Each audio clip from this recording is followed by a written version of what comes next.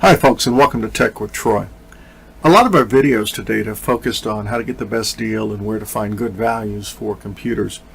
We've always intended to try to get into sort of how-to videos about how to work on computers, how to upgrade them if necessary, how to set them up, and how to use software.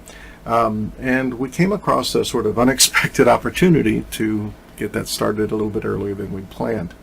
In particular, my son, who has decided that he wants to be a YouTuber, as he refers to it, and is going to go on the channel Electroplant.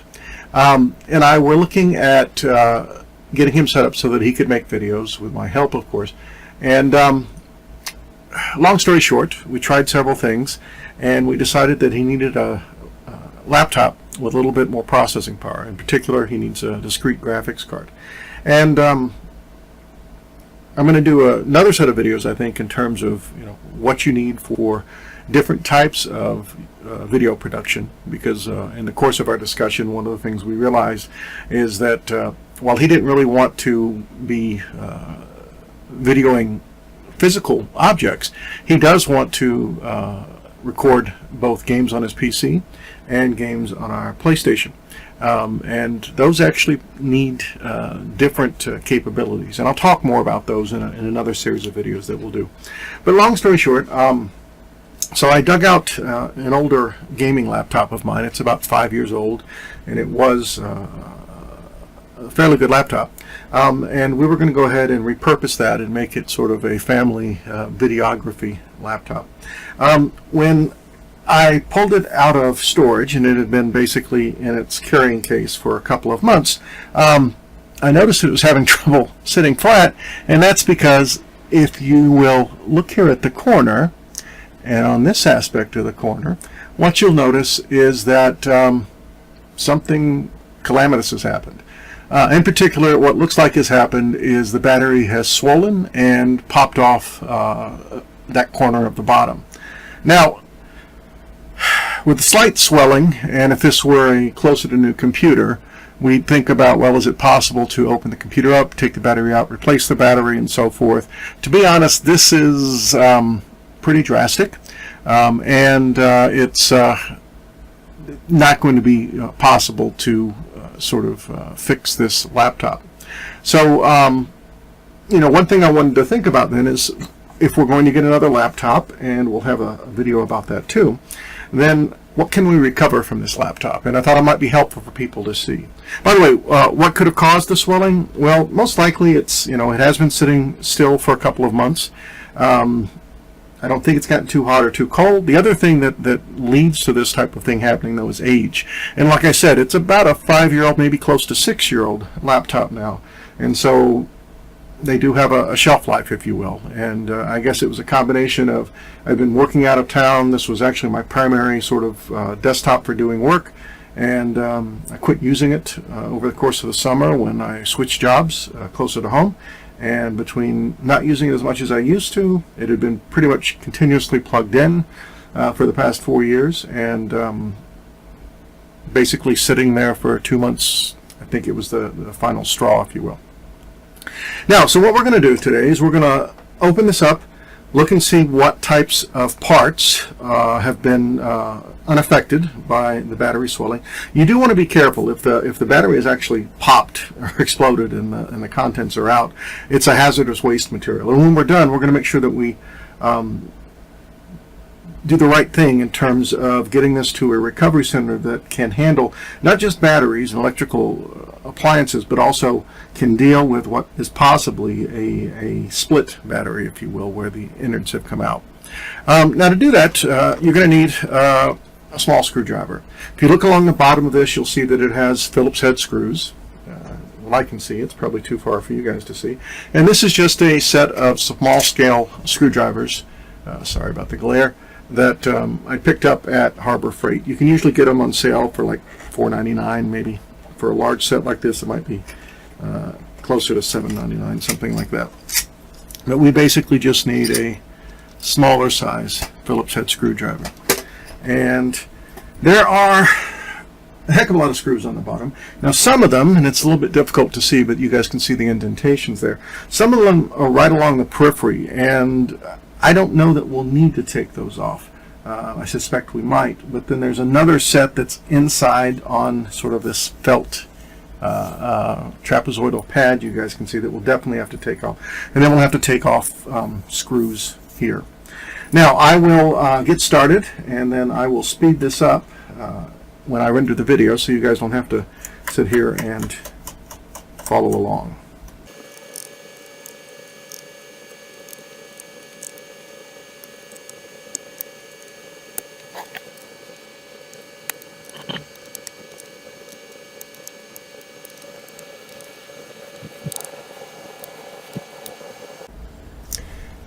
Okay, folks, did wind up having to take the screws off on the spine here, and it's actually best to completely remove the screws if possible.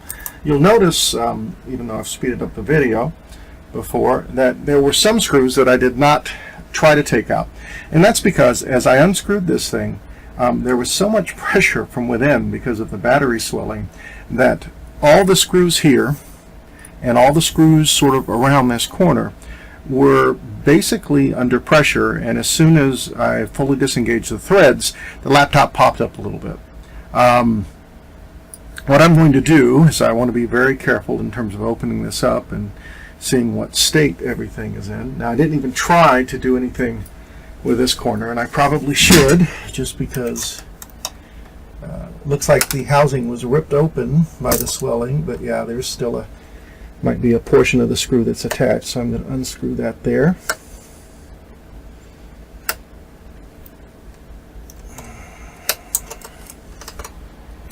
Now, normally when you're unscrewing a bottom of a laptop like this, depending upon whether it's intended for you to actually be working inside it, all the screws are usually visible, but you might find, there, that screw just sort of released, you might find that particularly on some smaller or cheaper laptops that they do double purpose. What they do is they hide a couple of the screws underneath little rubber feet on the bottom.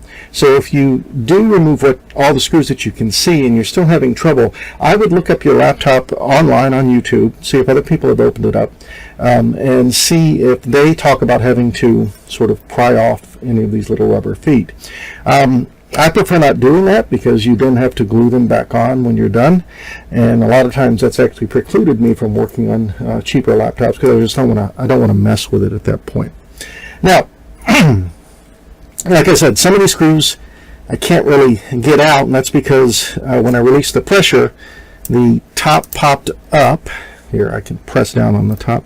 The top popped up, and so the screws, in a sense, are still recessed. So again, I'm just going to be very careful as I try to take this stuff off. Now, once you've got the screws off, and here, since it's already been popped open for us, it's going to be a fairly simple process then to pry the bottom off. But what you'll find, a lot of times, in addition to the screws, there's internal clips, sort of like the clips that are on car panels or something like that, that you basically have to unsnap. Now, there are, I'll call them little rubber pry bars, or cell phone tools, sometimes they're referred to, that you can use for doing that. The other thing that I found handy, though, is that if you take an old credit card, or this is a gift card for a local ice cream chain, if you take one of the firmer gift cards, what you can do, and I'm going to do this away from the corner where the battery has swollen, is you can, using your fingernail, sort of pry up just the corner, and then slip your card in there, and then just slide it down while pulling up, if you will. So slide it down the crack while trying to pull apart, and it might be that, there you go. The snaps on that side, or the clips, let go. But like I said, if you have trouble, just sort of slide that along as pulling up, and there might be several clips on a side, and you'll have to pull one up, slide the card in a little bit more, and so forth. Now we're going to go back around to this corner where the troublesome battery is. I'm actually going to keep my fingers away from that. I'm going to try to pry up right here. Yeah, it actually feels like it's sticking down there. Looks like from underneath. Here, let me go ahead and just pry this off. Yep, so as you can see, that battery has swollen a good deal. Now, luckily, since I make extensive use of Dropbox and other things for storing work files, I didn't lose any data when this thing died. There are probably some game save files or something, and as you can see, so let me talk about what the different parts are. So now, because this was a gaming laptop, at the time, the way that they tried to make it faster is that it actually has two SSD cards here. And those run on what's called a RAID array, redundant something, something, something. Basically, it writes to both, one flip-flopping between them to try to speed up reads and writes to make it as fast as possible. It also has a hard drive. And then the RAM, I don't remember exactly where it is here, but I suspect that once we start taking some parts off, that we'll be able to find it either over here or underneath this little metal panel. So I want to do some recovery here. Depending upon which laptop we choose to use for Electroplant's videography machine, it would be handy to have some SSDs, and if I can repurpose the SSDs from this laptop, or at least one of them, then that'll make it that much cheaper. Likewise, like I said, I think I've got some game save files on the hard drive, and I'd like to recover those. Now, if this happens to you, one of the things you want to be really careful about is, even though the battery is swollen, it doesn't look like it's discharged any contents. And in particular, there's no acid or anything that appears to be on the parts that we're interested in recovering right now. So I'm going to go ahead and take those parts out and then do a little bit more delving and see exactly where the RAM is. I seem to remember this thing had 16 gig of RAM. That's probably older RAM, but it would be nice to get that out, particularly if the type of machine that we wind up creating for Electroplant is going to use older RAM. Let's see here. Now, unlike the screws on the bottom, I'm actually going to be pretty careful about the screws that I use for taking off these SSDs. And the reason is, I might need to reuse those too. Just depends on what the new laptop looks like.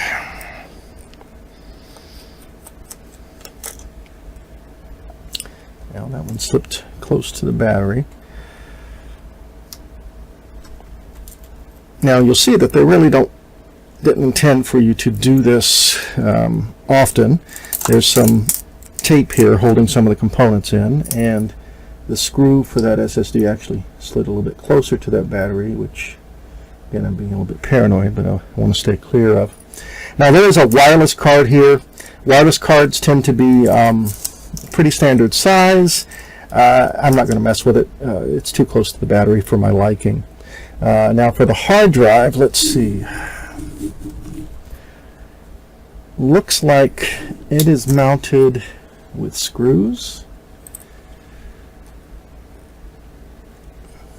You know what? Let me take this tape off first, and then we'll get a bit. Oh, it's not just tape. I think what that is it's like a little buffer. It's just basically padding. Let's see here.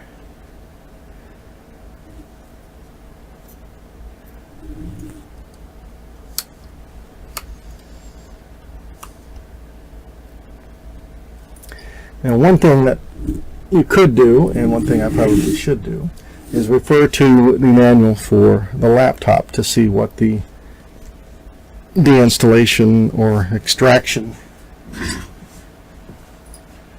instructions are. To be honest, normally I can figure most of these out myself, so but it does look like, you know what, I think the problem is that this screwdriver might be too big. Looks like the hard drive here is screwed in at the corner, or vertically. I think that's exactly what it is. Let's see. And more importantly, so what I was about to do there was actually take the hard drive apart, and I realized, no, that doesn't make sense. So having removed that little buffer, actually what it looks like is if you push that way, and then maybe lift up and pull, then the hard drive comes out. So what I was looking for is, a lot of times they have a little tray, and they do have a tray here, but the tray is actually attached to the chassis itself, so it's just a matter of sliding it in, and then the keyboard, which would sit on top of this, will hold everything in place. That little buffer there, which has some padding in it, would basically keep it from jouncing around much. Now, the question is, where the heck is the RAM here? And like I said, I suspect that it's probably underneath here, underneath this metal part. So let's take a look.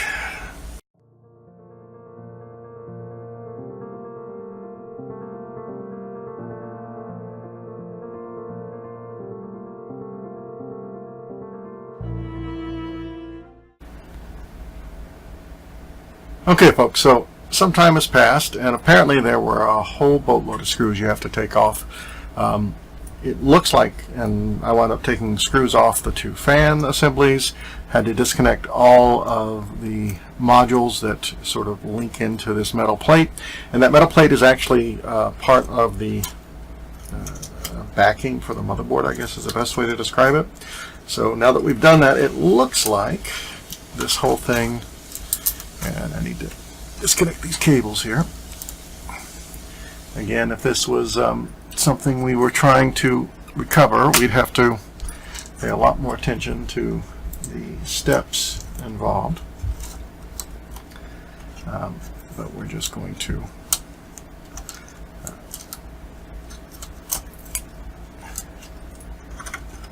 be ripping cables out as we go, because we don't have any intention. And these, in case you're wondering, these wires here would be the antenna for the wireless card.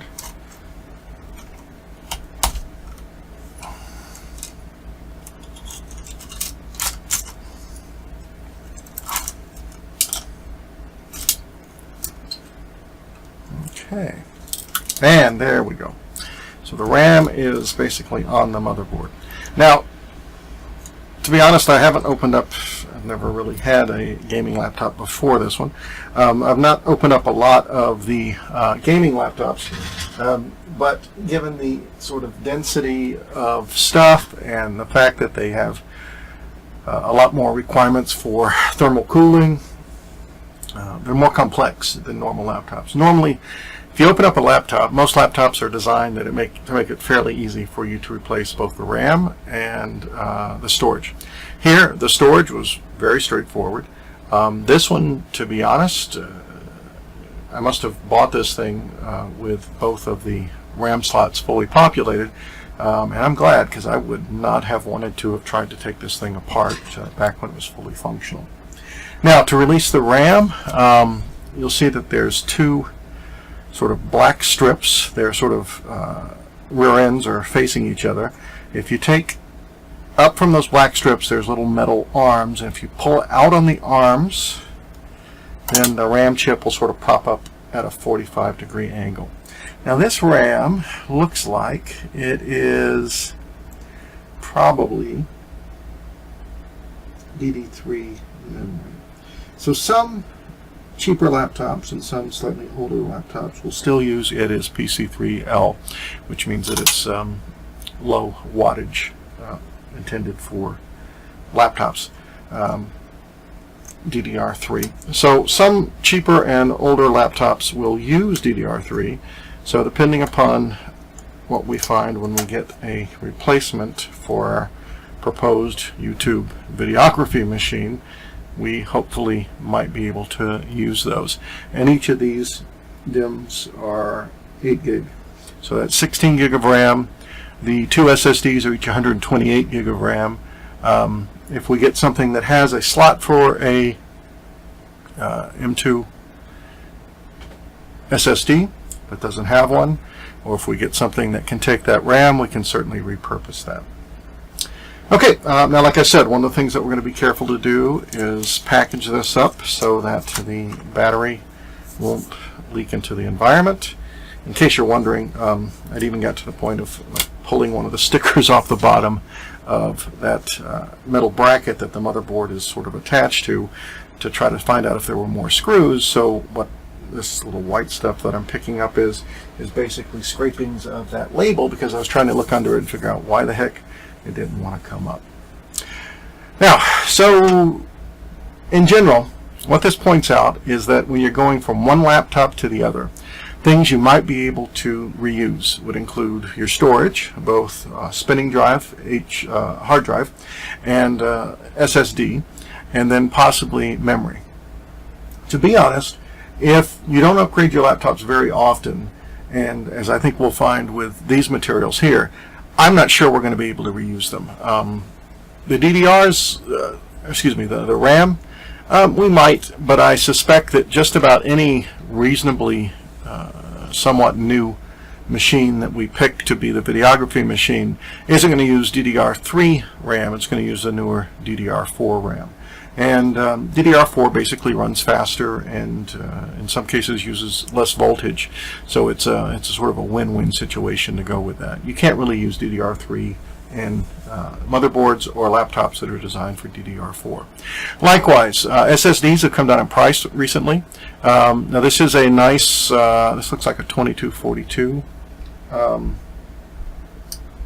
storage module. So it's a nice size for still being able to fit into a lot of laptops out there, but with it only being 128 gig, we can get like a 256 or 512 gig SSD for probably 40 to 60 bucks. So I don't think we'll be reusing that much. Likewise, the hard drive here, I believe, yep, it's a 1 terabyte, and hard drive sizes have sort of plateaued over the past few years. That is, about 3 years ago, they started making 2 terabyte hard drives that would fit into laptops.